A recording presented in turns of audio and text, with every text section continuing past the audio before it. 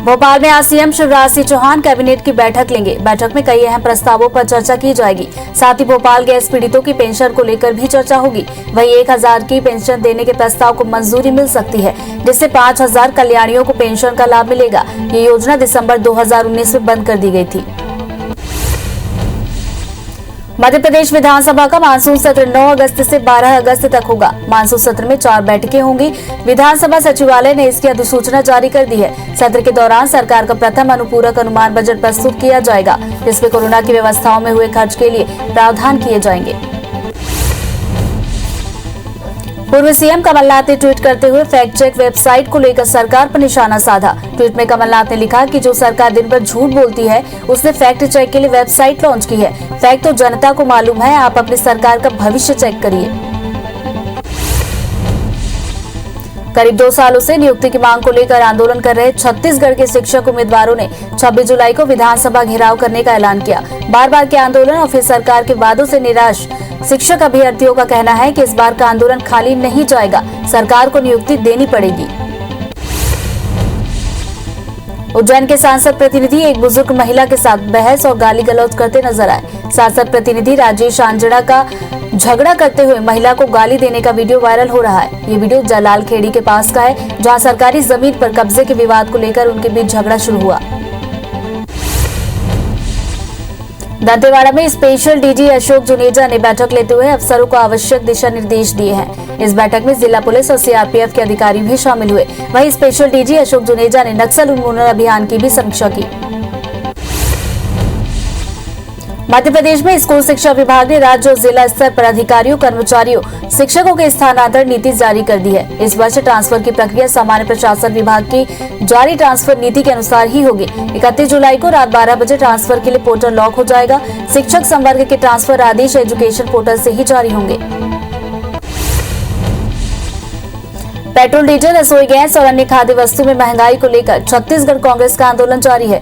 आज राजीव भवन में दोपहर 12 बजे पूर्व केंद्रीय मंत्री सुबोध कांत सहाय प्रेस कॉन्फ्रेंस करेंगे, जिसमें प्रदेश कांग्रेस अध्यक्ष मोहन मरकाम समेत अन्य वरिष्ठ कांग्रेसी भी मौजूद रहेंगे।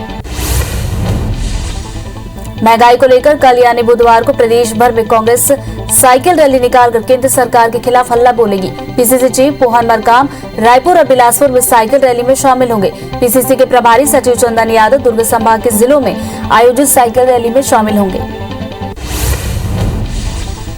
बस संचालकों की 40% यात्री किराया बढ़ाने और ऑफ रोड बसों का टैक्स माफ किए जाने की मांग पूरी नहीं हुई है, जिसे लेकर बस मालिकों ने आज अपनी बसों को अनिश्चितकालीन के लिए खड़े रखने का निर्णय लिया है। इस धरने में बस ट्रांसपोर्ट्स और कांग्रेस नेता प्रमोद दुबे भी शामिल हुए। उन्होंने कहा कि अपनी मांगों से संबंधित ज्ञापन मुख्यमंत्री और परिवहन मंत्री को सौंप दिया गया है।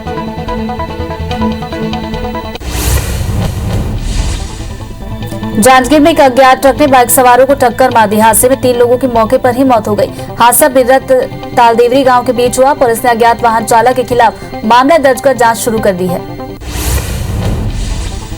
डबरा के भोलेनाथ स्टोन क्रैशर में काम कर रहे मजदूर मेघ सिंह कुशवाहा की बैग में फंसने से मौत हो गई। इस बात की सूचना जैसे ही मृतक के परिजनों को लगी तो उन्होंने चक्का जाम कर दिया, जिससे दोनों तरफ वाहनों की लाइन लग गई। बड़ी मुश्किल से 22 घंटे के बीच जाने के बाद प्रशासन ने जाम खुलवाया। जांजगीर के बलौदा में एक शिक्षक राजकुमार पटेल के घर में लाश मिली है। वहीं कमरे में केरोसिन से जली घायल पत्नी को बिलासपुर रेफर किया गया। पुलिस ने घर को सील कर दिया। एफएसएल की टीम को सूचित भी किया गया है। कुरमा स्कूल में पदस्थ शिक्षक के शराब के नशे के चलते पत्नी से हमेशा विवाद होता था। पुलिस ने पत्नी पर हत्या की आशंका के मद्देनजर जांच शुरू कर दी है।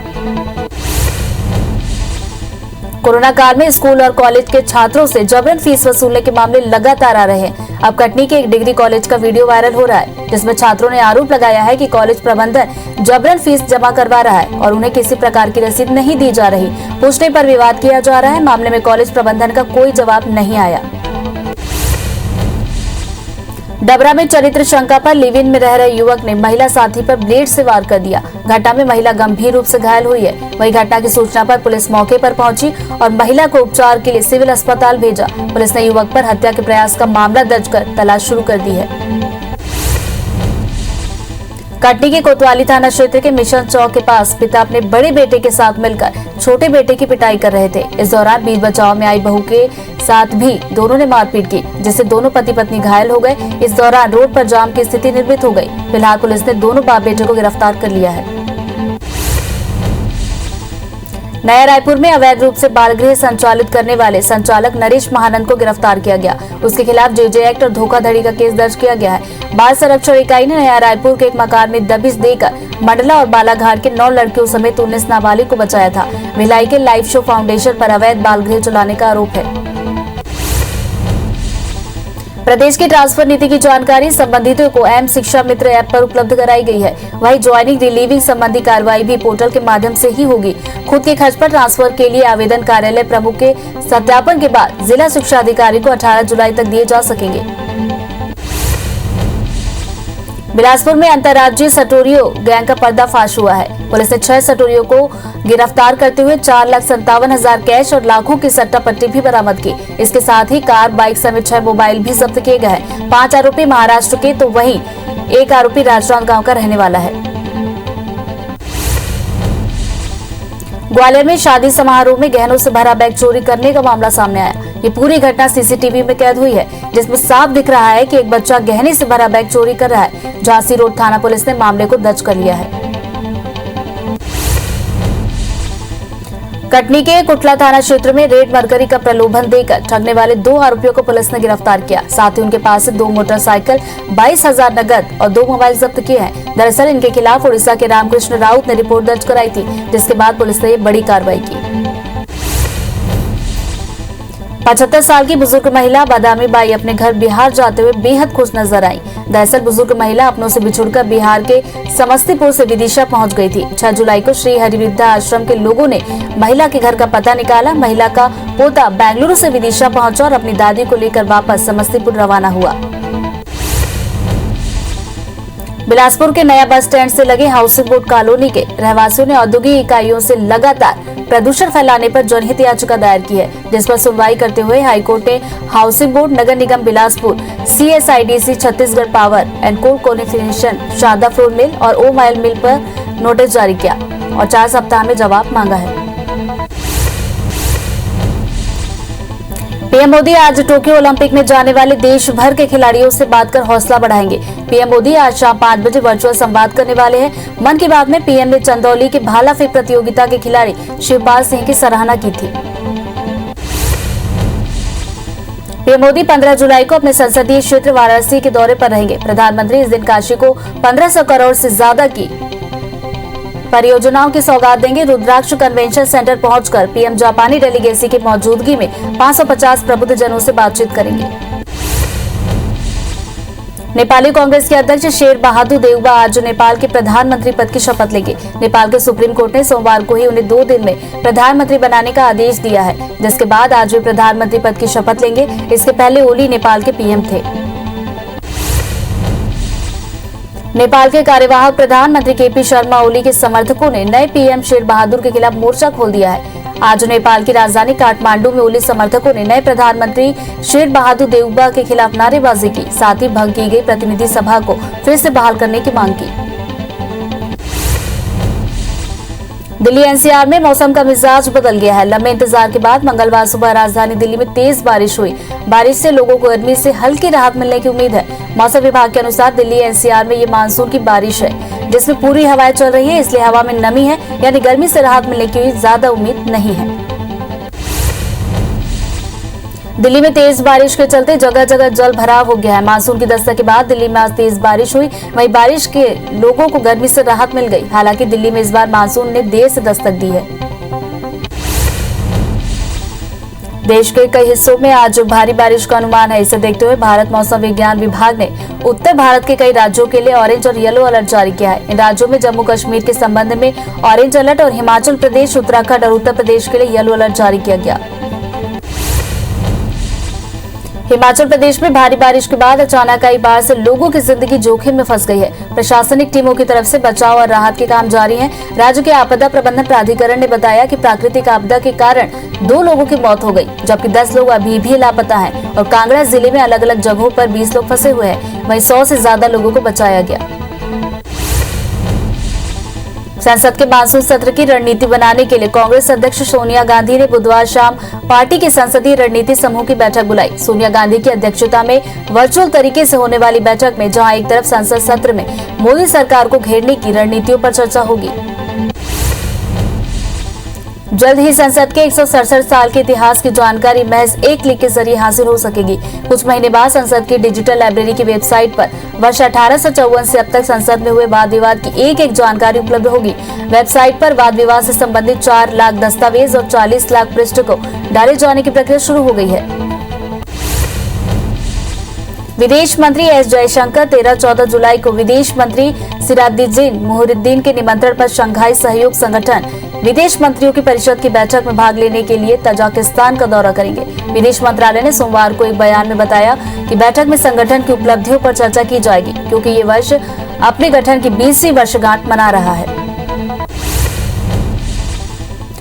राम मंदिर निर्माण के काम में लगे ट्रस्ट पर जमीन घोटाले के आरोपों को आरएसएस ने गंभीरता से लिया है। सूत्रों की माने तो अब आरएसएस की ओर से पूर्व कार्यवाह भैयाजी जोशी और कृष्ण गोपाल को राम मंदिर निर्माण की निगरानी करने की जिम्मेदारी दी गई है। इसके अलावा कुछ और बड़े बदलाव आरएसएस की ओर से किए गए हैं।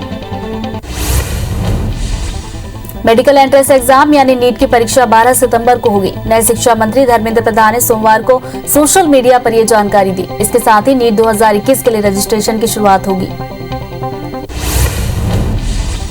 अंतरिक्ष की यात्रा करने वाली भारत की बेटी शिरीषा बांदला ने कहा कि ऊपर से धरती को देखना एक अद्भुत और जीवन बदलने वाला अनुभव रहा। अमेरिका से ब्रिटिश अरबपति रिचर्ड बैंसन के साथ अंतरिक्ष की उड़ान भरने वाली शिरीषा समेत 5 अन्य लोग करीब 53 मील की ऊंचाई पर गए और वहां से 3 से 4 मिनट तक भारहीनता महसूस कर और धरती का नजारा देखने के बाद वापस लौट आए।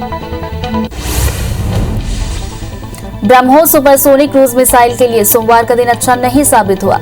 ओडिशा के तट पर परीक्षण किए गए परीक्षण में यह मिसाइल विफल साबित हुई। मिसाइल टेक ऑफ के तुरंत बाद गिर गई। दरअसल इस टेस्ट में मिसाइल के एक्सटेंडेड रेंज वर्जन का परीक्षण किया जा रहा था, जो 450 किलोमीटर तक के लक्ष्य को भेदने में सक्षम है।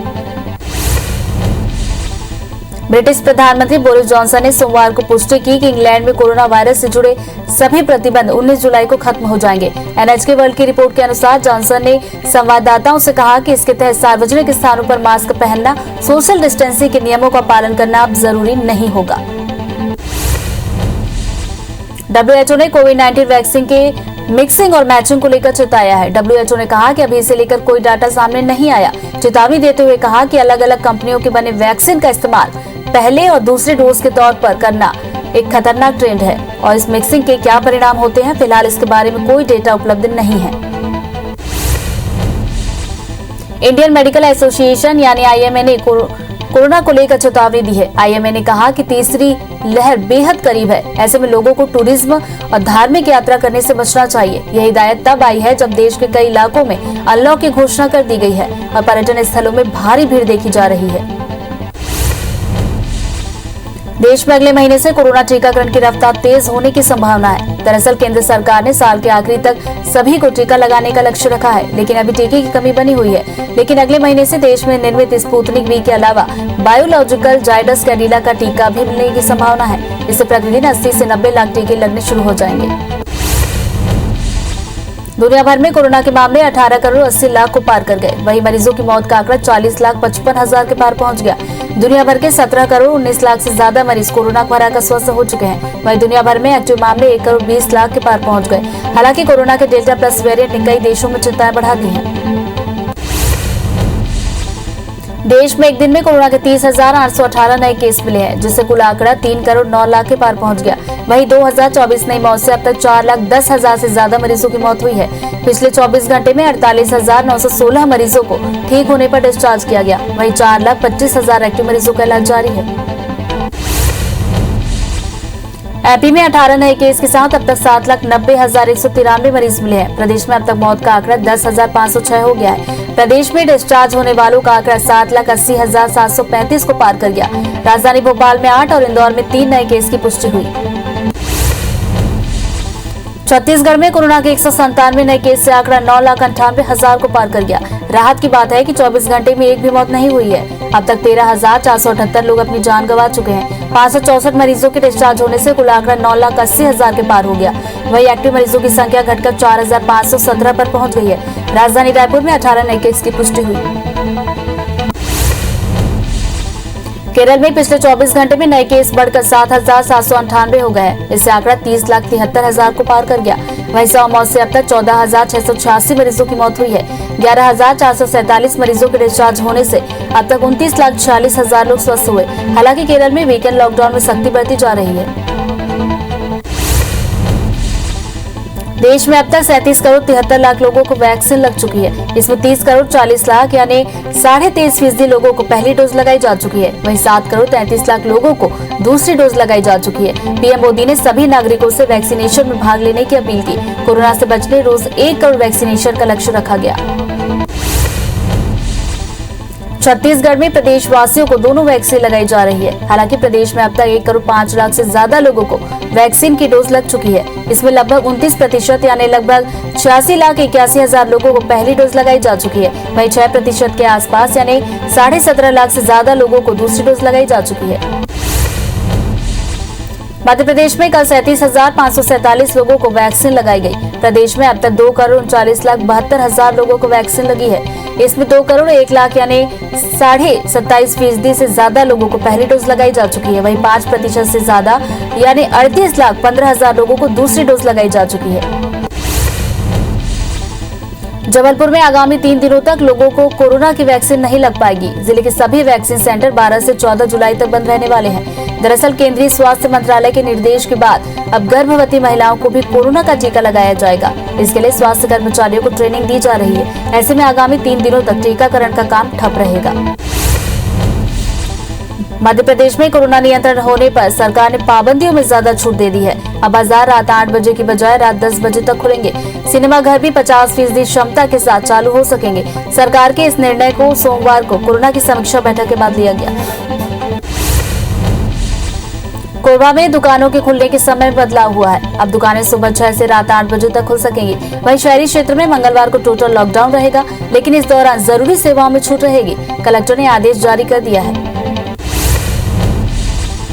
पेंड्रा में 19 जुलाई रात 12 बजे तक लॉकडाउन बढ़ा दिया गया है। वहीं कलेक्टर नम्रता गांधी ने आदेश जारी करते हुए हर शनिवार टोटल लॉकडाउन रखने का भी ऐलान किया। वहीं रोजाना रात 9 बजे से सुबह 6 बजे तक टोटल लॉकडाउन रहेगा, लेकिन हाईवे के होटल रात में भी खुले रह सकते हैं।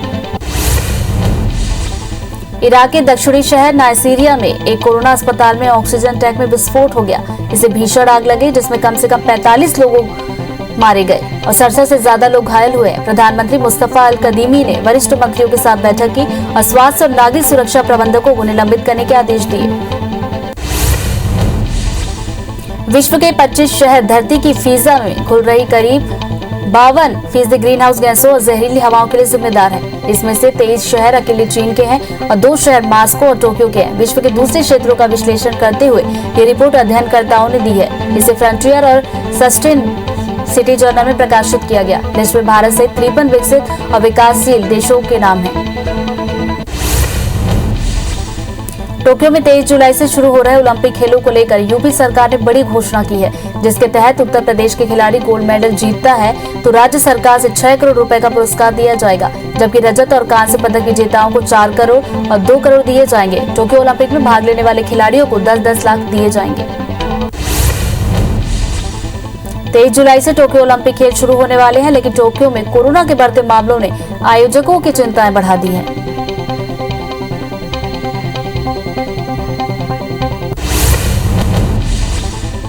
तो कोरोना को लेकर पीएम मोदी ने आज पूर्वोत्तर राज्यों के मुख्यमंत्रियों के साथ चर्चा की है। पीएम मोदी ने कहा कि हमें माइक्रो कंटेनमेंट जोन बनाने पर जोर देना होगा।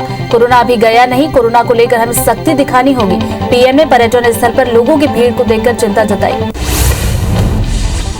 पूर्वोत्तर राज्य के सीएम से बात करते हुए पीएम मोदी ने कहा कि पूर्वोत्तर के कुछ जिले ऐसे हैं जहां संक्रमण के मामलों में बढ़ोतरी दर्ज की जा रही है। हमें और सतर्क रहने की जरूरत है और लोगों को भी लगातार सतर्क रहना होगा। हमें टेस्टिंग, ट्रीटमेंट से जुड़े इंफ्रास्ट्रक्चर में सुधार करते हुए आगे चलना है।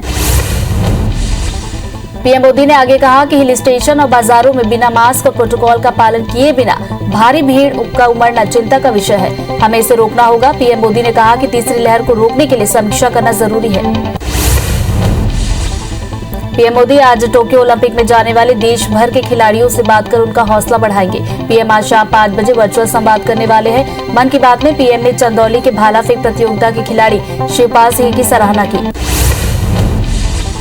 पीएम मोदी 15 जुलाई को अपने संसदीय क्षेत्र वाराणसी के दौरे पर रहेंगे। प्रधानमंत्री इस दिन काशी को 1500 करोड़ से ज्यादा की परियोजनाओं की सौगात देने वाले हैं। रुद्राक्ष कन्वेंशन सेंटर पहुंचकर पीएम जापानी डेलीगेसी की मौजूदगी में 550 प्रबुद्ध जनों से बातचीत करेंगे। संसद के मानसून सत्र की रणनीति बनाने के लिए कांग्रेस अध्यक्ष सोनिया गांधी ने बुधवार शाम पार्टी की संसदीय रणनीति समूह की बैठक बुलाई है। सोनिया गांधी की अध्यक्षता में वर्चुअल तरीके से होने वाली बैठक में जहां एक तरफ संसद सत्र में मोदी सरकार को घेरने की रणनीतियों पर चर्चा होगी।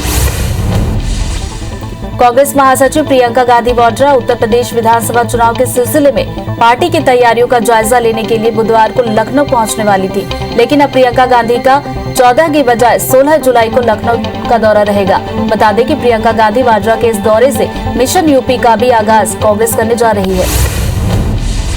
योग गुरु स्वामी रामदेव ने आज पतंजलि ग्रुप की 25,000 करोड़ रुपए के टर्नओवर से 2025 तक की विस्तार योजना को सामने रखा। इस मौके पर स्वामी रामदेव ने कहा कि योग और आयुर्वेद में जो रिसर्च भारत सरकार नहीं कर पाई वो पतंजलि ने किया है। इसके साथ ही उन्होंने कहा कि आने वाले 5 सालों में 5 लाख लोगों को रोजगार देंगे। मंगलवार शेयर बाजार के लिए मंगलमय रहा। बीएसई सेंसेक्स लगभग 322 पॉइंट की मजबूती के साथ खुला। एनएसई निफ्टी ने भी लगभग 102 पॉइंट की बढ़त के साथ शुरुआत की। यूरोपीय बाजार भी मजबूत रहे। एशियाई बाजारों में आज तेजी का रुझान है। बड़े शेयरों में खरीदारी के बीच निवेशक छोटे शेयरों पर भी ध्यान दे रहे हैं। नेपाली कांग्रेस के अध्यक्ष शेर बहादुर देउबा आज नेपाल के प्रधानमंत्री पद की शपथ लेंगे। नेपाल के सुप्रीम कोर्ट ने सोमवार को उन्हें 2 दिन में प्रधानमंत्री बनाने का आदेश दिया है, जिसके बाद आज वे प्रधानमंत्री पद की शपथ लेंगे। इसके पहले ओली नेपाल के पीएम थे। नेपाल के कार्यवाहक प्रधानमंत्री केपी शर्मा ओली के समर्थकों ने नए पीएम शेर बहादुर के खिलाफ मोर्चा खोल दिया है। आज नेपाल की राजधानी काठमांडू में ओली समर्थकों ने नए प्रधानमंत्री शेर बहादुर देउबा के खिलाफ नारेबाजी की, साथ ही भंग की गई प्रतिनिधि सभा को फिर से बहाल करने की मांग की। एमपी विधानसभा का मानसून सत्र 9 अगस्त से 12 अगस्त तक होगा। मानसून सत्र में 4 बैठकें होने वाली हैं। विधानसभा सचिवालय ने इसकी अधिसूचना जारी कर दी है। सत्र के दौरान सरकार का प्रथम अनुपूरक अनुमान बजट प्रस्तुत किया जाएगा, जिसमें कोरोना की व्यवस्थाओं में हुए खर्च के लिए प्रावधान किए जाएंगे। पूर्व सीएम कमलनाथ ने ट्वीट करते हुए फैक्ट चेक वेबसाइट को लेकर सरकार पर निशाना साधा। ट्वीट में कमलनाथ ने लिखा कि जो सरकार दिन भर झूठ बोलती है उसने फैक्ट चेक के लिए वेबसाइट लॉन्च की है। फैक्ट तो जनता को मालूम है, आप अपनी सरकार का भविष्य चेक करिए। भाजपा नेता ओपी चौधरी ने लेमरू प्रोजेक्ट को लेकर सरकार के बीच खींचतान पर तंज कसते हुए कहा कि सरकार 2 धड़ों में बंटी हुई है। चौधरी ने कहा कि खाद की केंद्र सरकार ने पर्याप्त सप्लाई की है, लेकिन निजी सेक्टर को अधिक और सरकारी सोसाइटियों को कम खाद भेजी जा रही है। चौधरी ने कोयला, रेत, शराब के बाद खाद और गोबर की भी कालाबाजारी का आरोप लगाया। सतना के चित्रकूट से कांग्रेस विधायक नीलांशु चतुर्वेदी ने बीजेपी पर गंभीर आरोप लगाए। नीलांशु ने कहा कि आरएसएस प्रमुख मोहन भागवत को ये सरकारें अंधेरे में रख रही हैं। चित्रकूट राम की तपोभूमि है, लेकिन 15 सालों से यहाँ डेवलपमेंट के बारे में कोई भी ठोस कदम नहीं उठाए गए। करीब 2 सालों से नियुक्ति की मांग को लेकर आंदोलन कर रहे छत्तीसगढ़ के शिक्षक उम्मीदवारों ने 26 जुलाई को विधानसभा घेरने का ऐलान किया। बार बार के आंदोलन और फिर सरकार के वादों से निराश शिक्षक अभ्यर्थियों का कहना है कि इस बार का आंदोलन खाली नहीं जाएगा, सरकार को नियुक्ति देनी पड़ेगी। महंगाई को लेकर कल यानी बुधवार को प्रदेश भर में कांग्रेस साइकिल रैली निकालकर केंद्र सरकार के खिलाफ हल्ला बोलेगी। पीसीसी चीफ मोहन मरकाम रायपुर और बिलासपुर में साइकिल रैली में शामिल होंगे। पीसीसी के प्रभारी सचिन चंदन यादव दुर्ग संभाग के जिलों में आयोजित साइकिल रैली में शामिल होंगे। लगातार पेट्रोल डीजल की बढ़ती कीमतों ने लोगों की चिंता बढ़ा दी है। इसी बीच डोंगरगढ़ में पहली बार पेट्रोल की कीमत 100 के पार पहुंच गई। जिले में पेट्रोल 100 रुपए 15 पैसे प्रति लीटर बिक रही है, वहीं डीजल भी 98 प्रति लीटर पर पहुंच गई है। पेट्रोलियम पदार्थों में हो रही बढ़ोतरी से लोग परेशान हैं। बस संचालकों की 40% यात्री किराया बढ़ाने और ऑफ रोड बसों का टैक्स माफ किए जाने की मांग पूरी नहीं हुई है, जिसे लेकर बस मालिकों ने आज से अपनी बसों को अनिश्चितकालीन के लिए खड़े रखने का निर्णय लिया है। इस धरने में बस ट्रांसपोर्ट और कांग्रेस नेता प्रमोद दुबे भी शामिल हुए। उन्होंने कहा कि अपनी मांगों से संबंधित ज्ञापन मुख्यमंत्री और परिवहन मंत्री को सौंप दिया गया है। आज कवर्धा में भी बस ऑपरेटरों ने बसों के पहिए जामकर बस स्टैंड बैनर लेकर प्रदर्शन करते नजर आए। बस ऑपरेटरों ने किराया बढ़ाने और कोरोना काल में खड़ी ऑफ रोड बसों के टैक्स माफी की मांग को लेकर महाबंद बुलाया है। कवर्धा से प्रतिदिन 200 से अधिक बसें अप और डाउन रूट पर चलती है, लेकिन बसों के न चलने से यात्रियों को खासी परेशानी हुई। भानुप्रतापपुर में बस संचालकों ने 2 सूत्री मांगों को लेकर हड़ताल शुरू कर दी है। इससे भानुप्रतापपुर, अंतागढ़, दुर्ग कोंदर रूट की सैकड़ों बसों और टैक्सी के पहिए थम गए हैं। डीजल की कीमतों में लगातार बढ़ोतरी से बसों के संचालन में घाटे की बात संचालकों ने की है। लॉकडाउन के बाद डीजल के दामों में बढ़ोतरी ने उन्हें मजबूर कर दिया। राम मंदिर निर्माण के काम में लगे ट्रस्ट पर जमीन घोटाले के आरोपों को आरएसएस ने गंभीरता से लिया है। सूत्रों की माने तो अब आरएसएस की ओर से पूर्व सरकार्यवाह भैयाजी जोशी और कृष्ण गोपाल को राम मंदिर निर्माण की निगरानी करने की जिम्मेदारी दी गई है। इसके अलावा कुछ और बड़े बदलाव आरएसएस की ओर से किए गए। दंतेवाड़ा में स्पेशल डीजी अशोक जुनेजा ने बैठक लेते हुए अफसरों को आवश्यक दिशा निर्देश दिए। इस बैठक में जिला पुलिस और सीआरपीएफ के अधिकारी भी शामिल हुए। वहीं स्पेशल डीजी अशोक जुनेजा ने नक्सल उन्मूलन अभियान की भी समीक्षा की।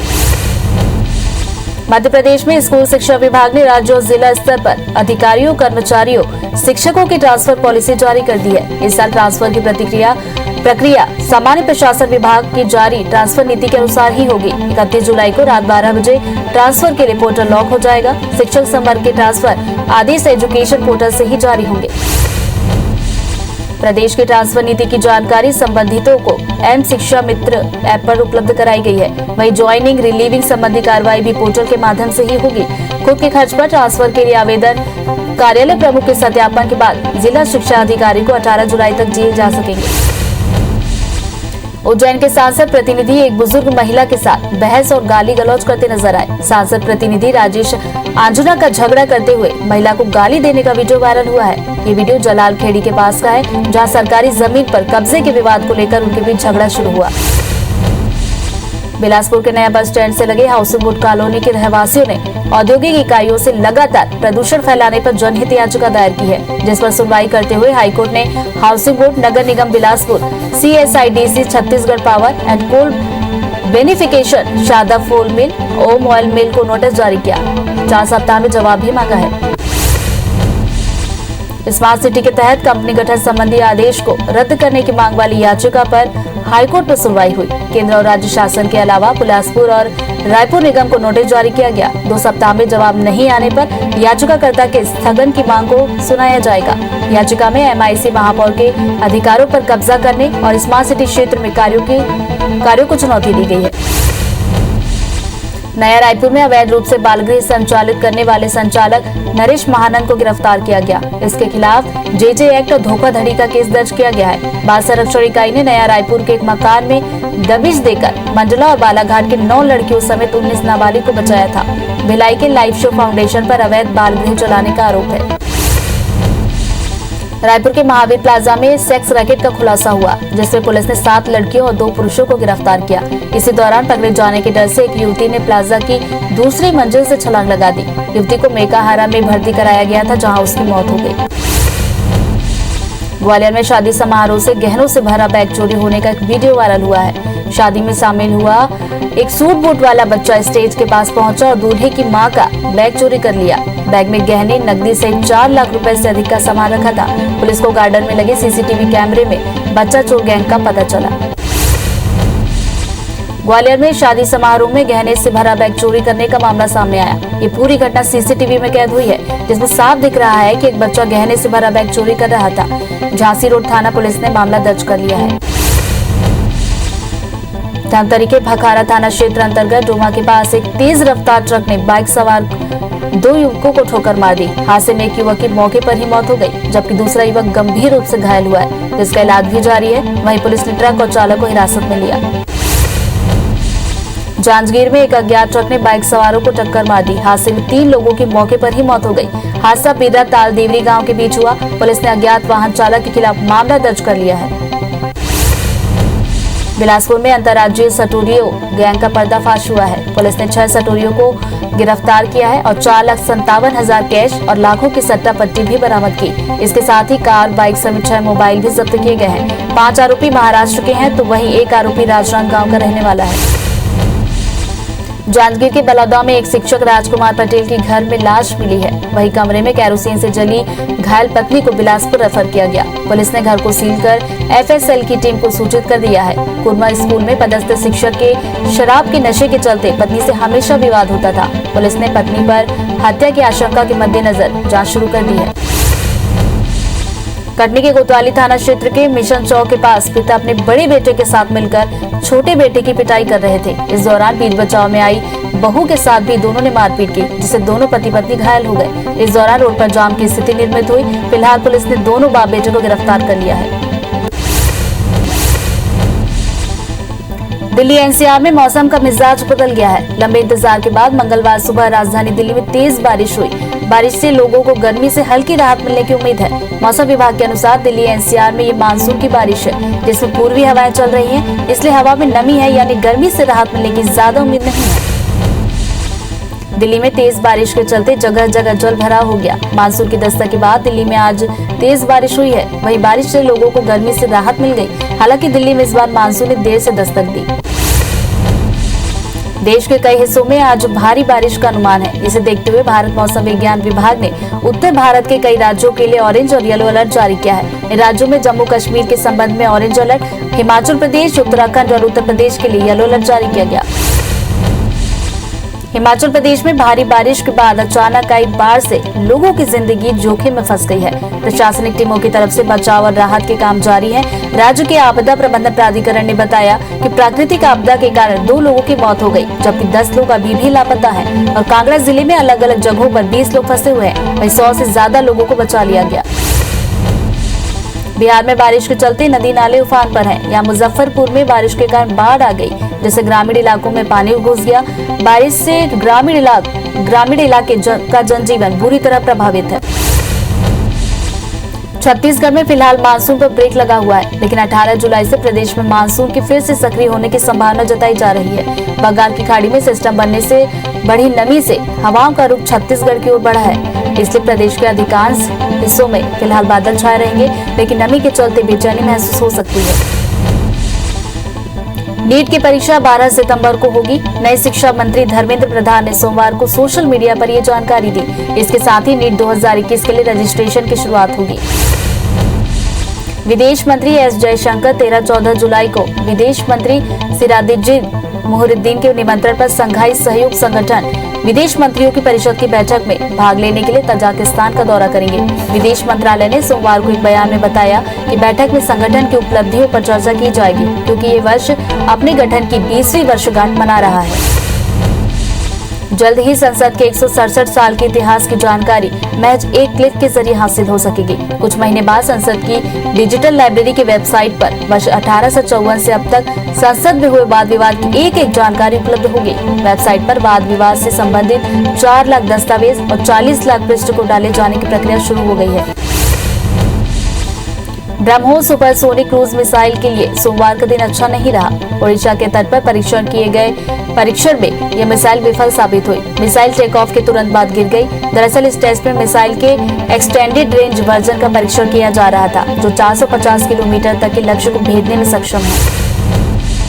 ब्रिटिश प्रधानमंत्री बोरिस जॉनसन ने सोमवार को पुष्टि की कि इंग्लैंड में कोरोना वायरस से जुड़े सभी प्रतिबंध 19 जुलाई को खत्म हो जाएंगे। NHK वर्ल्ड की रिपोर्ट के अनुसार जॉनसन के संवाददाताओं से कहा कि इसके तहत सार्वजनिक स्थानों पर मास्क पहनना, सोशल डिस्टेंसिंग के नियमों का पालन करना अब जरूरी नहीं होगा।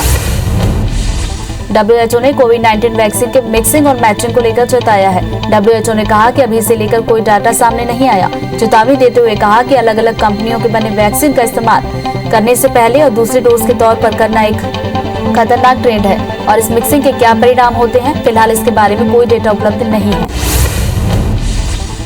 IMA ने कोरोना को लेकर चेतावनी दी है। IMA ने कहा कि तीसरी लहर बेहद करीब है। ऐसे में लोगों को टूरिज्म और धार्मिक यात्रा करने से बचना चाहिए। यह हिदायत तब आई है जब देश के कई इलाकों में अनलॉक की घोषणा कर दी गई है और पर्यटन स्थलों में भारी भीड़ देखी जा रही है। देश में अगले महीने से कोरोना टीकाकरण की रफ्तार तेज होने की संभावना है। दरअसल केंद्र सरकार ने साल के आखिर तक सभी को टीका लगाने का लक्ष्य रखा है, लेकिन अभी टीके की कमी बनी हुई है। लेकिन अगले महीने से देश में निर्मित स्पुतनिक वी के अलावा बायोलॉजिकल जाइडस कैडिला का टीका भी मिलने की संभावना है। इससे प्रतिदिन 80 से 90 लाख टीके लगने शुरू हो जाएंगे। दुनिया भर में कोरोना के मामले 18 करोड़ 80 लाख को पार कर गए। वहीं मरीजों की मौत का आंकड़ा 40 लाख 55 हजार के पार पहुंच गया। दुनिया भर के 17 करोड़ 19 लाख से ज्यादा मरीज कोरोना को हराकर स्वस्थ हुए हैं। वहीं दुनिया भर में एक्टिव मामले 1 करोड़ 20 लाख के पार पहुंच गए। हालांकि कोरोना के डेल्टा प्लस वेरिएंट ने कई देशों में चिंताएं बढ़ा दी हैं। देश में एक दिन में कोरोना के 30,818 नए केस आए, जिससे कुल आंकड़ा 3 करोड़ 9 लाख के पार पहुंच गया। वहीं 2024 नई मौत से अब तक 4,10,000 से ज्यादा मरीजों की मौत हुई है। पिछले 24 घंटे में 48,916 मरीजों को ठीक होने पर डिस्चार्ज किया गया। वहीं 4,25,000 एक्टिव मरीजों का इलाज जारी है। एमपी में 18 नए केस के साथ 7,90,193 मरीज मिले हैं। प्रदेश में अब तक मौत का आंकड़ा 10,506 हो गया। प्रदेश में डिस्चार्ज होने वालों का आंकड़ा 7,80,735 को पार कर गया। राजधानी भोपाल में 8 और इंदौर में नए 3 केस सामने आए। छत्तीसगढ़ में कोरोना के 197 नए केस से आंकड़ा 9,98,000 को पार कर गया। राहत की बात है कि 24 घंटे में एक भी मौत नहीं हुई है। अब तक 13,478 लोग अपनी जान गंवा चुके हैं। 6564 मरीजों के डिस्चार्ज होने से कुल आंकड़ा 9,80,000 के पार हो गया। वहीं एक्टिव मरीजों की संख्या घटकर 4,517 पहुंच गई है। राजधानी रायपुर में 18 नए केस की पुष्टि हुई है।